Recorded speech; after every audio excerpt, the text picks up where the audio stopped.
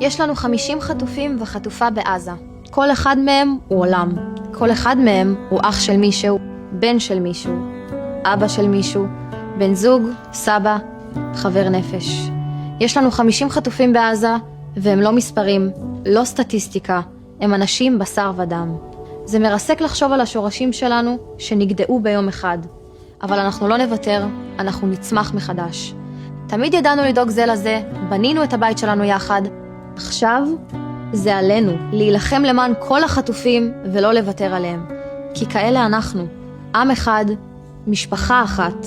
אנחנו לא משאירים אף אחד מאחור. יחד נילחם על המשפחה שלנו, על הבית שלנו, על השורשים שלנו. נצמיח אותם מחדש מתוך החורבן. נעשה הכל כדי להחזיר אותם הביתה. כי רק אחרי שנחזיר אותם, נוכל באמת להגיד שקמנו כעם. חייבים להחזיר את החטופים שלנו, להפסיק את הלחימה, ואז לקום. נחזיר, נקום. מחזירים את החטופים, מפסיקים את הלחימה.